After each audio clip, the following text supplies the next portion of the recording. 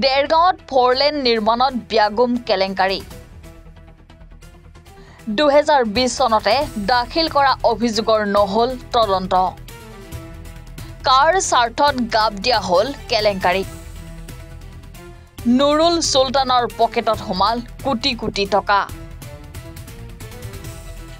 দেৰগাঁৱত 4 লেন নিৰ্মাণৰ নামত হোৱা কেলেংকাৰীয়ে সৰ্বত্ৰ প্ৰতিক্ৰিয়াৰ সৃষ্টি হৈছে 4 লেন যুক্ত ৰাষ্ট্ৰীয় ঘাইপথৰ দেৰগাঁও চাৰিআলিৰ পৰা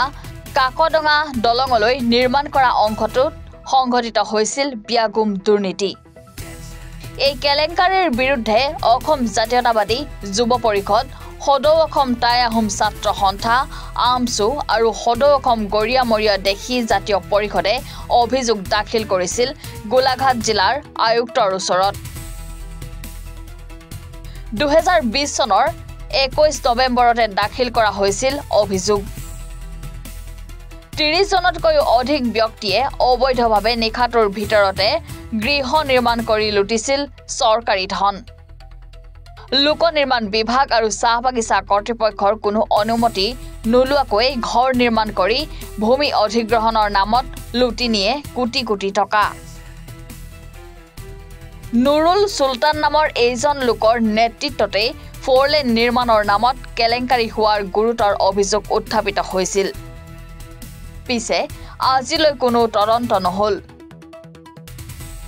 কাৰোবাৰ স্বাৰ্থৰ বাবে গাপ দিয়া হল সমগ্ৰ কেলেংকাৰী জাতীয় সংগঠন কেইটাই স্মাৰক পত্ৰ প্ৰদান কৰি 5 দিনৰ ভিতৰত দোষীক আইনৰ আওতালৈ আনি শাস্তি দিয়াৰ দাবী জনাইছে পিছে আজি 5 বছৰ হল কোনো এজন ব্যক্তিয়ে 4 লেন নিৰ্মাণৰ নামত কৰা কেলেংকাৰীৰ শাস্তি নাপালে নহয় এতিয়া ঘটনাটো অকল নেঘেৰিটিঙৰ পৰা এইডোখৰ নহয় একেবাৰে দা ধৰাৰ পৰা এই 10 কিলোমিটাৰ ৰাস্তাত 10 কিলোমিটাৰ ৰাস্তাতে গোটেই অবৈধভাৱে কিছুমান ঘৰ নিৰ্মাণ কৰিলে তাতকৈ অতি পৰিতাপৰ কথা এই বাগান অঞ্চলত বাগানৰ মেনেজমেণ্টে কোনো NOC দিয়া নাছিলেই NOC নিদিয়াৰ কথা আমাৰ হাতত মানে স্পষ্ট ৰূপত মানে তথ্য আছে বাগান মেনেজমেণ্টে কোনো NOC দিয়া নাই এজন মানুহে ইয়াত ইলিগেলি ঘৰ মানে তাৰ ওপৰত মানে কেছ দিয়া আছে সেইটো তথ্য মই চাবমিট কৰিছোঁ এতিয়া ঘটনাটো 2022 চনত 30/9/2022 চনত এখন মই চিঠি পালোঁ এই চিঠিখনত কি কৰিলে তেওঁলোকে বাগান মেনেজমেণ্টে তাৰ এজন মেনেজাৰ নেঘেৰিটিং বাগানৰ মেনেজাৰজনে মোৰ এখন চিঠি দিলে এই চিঠিখনৰ reference number NGT RTI 2020/469 on dated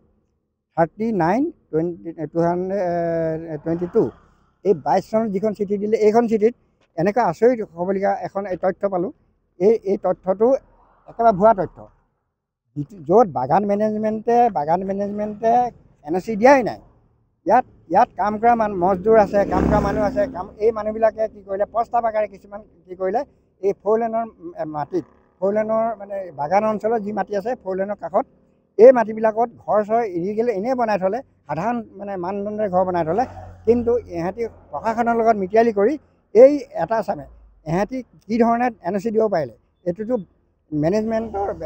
Assam T কৰ্পৰেশ্যনৰ বাইলত এইটো নাই বাইলত আছে যে বাগান কৰ্তৃপক্ষই বাগান মেনেজমেণ্টহে দিব পাৰে কিন্তু এই ইয়াত দেখিলোঁ আমি এই 10-11জন মানুহ দেখিলোঁ যে উমাশংকৰ চাহু কিবা সঞ্জয় ঘাটুৱাৰ এই গোবিন্দ মুৰা এই ৰমেশ ওৰাং গান্ধী ৰবি দাস এওঁ হ'ল গাঁওবুঢ়া এই গাঁওবুঢ়াইতো মাটি NOC দিব নোৱাৰে এই গুলজান আলী ৰুস্তম আলী পুৰুষোত্তম ঘাটুৱাৰ ৰহমত আলী বিপিন দুসাদ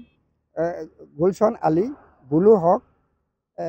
আৰু ৰূপেশ্বৰ নাগবংশী এই মানুহবিলাকক দেখিলোঁ একদম প্ৰস্তাৱত এই মানুহবিলাকৰ চহী দেখিলোঁ এইবিলাকে চহী কৰি এনেকৈ দিছে তাৰপাছতে কিছুমান মানুহৰ চহী দেখিলোঁ তেওঁলোকে এই বাগানৰ এই মাটিবিলাকত NOC মানে কি মানে জিৰাত টকা পইচা পাবৰ কাৰণে তাৰমানে তেওঁলোকে এটা এই NOC দিলে অতি আচৰিত কথা বাগানত কাম কৰা মানুহ মজদুৰ সংঘৰ মানুহ ইয়াত সমাজকৰ্মী বুলি আছে দেৱকৰ্মী বুলি এজন তেওঁলোকে কেনেকৈ দিব পাৰে এইখন লিষ্টত তেনেকৈ ধুনীয়াকৈ লিখা আছে তেওঁলোকে দিয়া তথ্য দেই এইবিলাকে বাগান মেনেজমেণ্টৰ বাগানৰ ফালৰ পৰা দিয়া তথ্য এই তথ্যত আছে এই 15জন মানুহ এই 15জন মানুহৰ ভিতৰত এই যে দেৱকৰ্মী বোলা এজন সমাজকৰ্মী আছে তেওঁ অলৰেডি ঘৰ বনাই তেওঁ পইচা লুটিছে গতিকে এই মানুহবিলাক আছে যি পইচা তাত ঘৰ বনাই ইলিগেলি পইচা লৈছে সেই মানুহক এই NOC কেনেকৈ দিব পাৰে গতিকে এইটো আচৰিত কথা গতিকে NOC এনেকৈ NOC দি এইখন লিষ্ট ইয়াত কমেও মই কৈছোঁ নহয় ইয়াত কমেও 200 কোটিৰ ওপৰত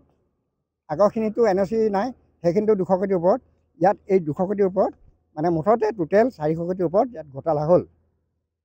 এতিয়া এইটো প্ৰশাসনক এইটোৱে আমি অসম চৰকাৰক আমি অনুৰোধ কৰিছোঁ এতিয়া অতি সোনকালে এটা CBI এনকুৱাৰী দিয়ক আৰু CM ভিজিলেন্স দিয়ক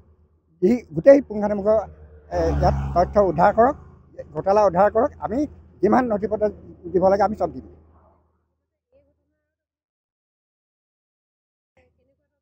নহয় ইয়াত কমেও 15-20 জনৰ এটা চক্ৰ আছে সেই চক্ৰটোৰ এই মানুহবিলাক যিবিলাক আছে এইবিলাক তেওঁবিলাকৰ হাঙু পাঙু যিবিলাক মানুহ এই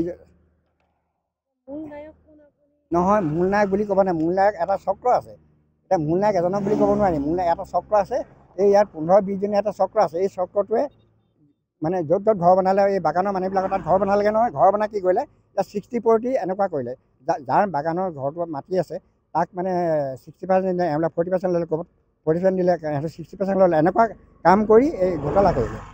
আৰু এইটো প্ৰশাসনে দেখিলে প্ৰশাসনে দেখিও প্ৰশাসনে হয় ইয়াত টকা পইচাৰ মানে হেৰি পাই প্ৰশাসনো নিমাত থাকিলে ইয়াত মানে আমাৰ এই মণ্ডল কানুংগৰ পৰা চক্ৰ বিষয়া আছে দেৰগাঁৱৰ তাৰপৰা আপোনাৰ এই PWD বিল্ডিঙৰ মানুহ আছে বিল্ডিং অফিচো ইয়াত জগৰীয়া আছে তাৰপিছত মানে জিলা প্ৰশাসন জগৰীয়া আছে জিলা প্ৰশাসনৰ যিটো কালা মানে কম্পিউটাৰ নথ অফ লাইন একুইজিশ্যন এইটো হ'ল কালা তেওঁবিলাক জগৰীয়া আছে তাৰ অফিচৰ মানুহবিলাক জগৰীয়া আছে এইবোৰ গোটেই ভালকৈ তদন্ত কৰিব লাগে তদন্ত কৰি ইয়াত মানে উলিয়াই ঘোটালাটো উলিয়াই পেলাব লাগে আমি এইটোৱে গোহাৰি জনাইছোঁ এইটোতো এইখিনি 2022 চনত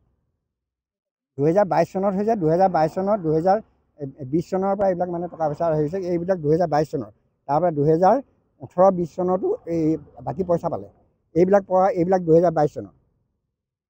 গতিকে এইবোৰ একেবাৰে এনেকুৱা হেৰি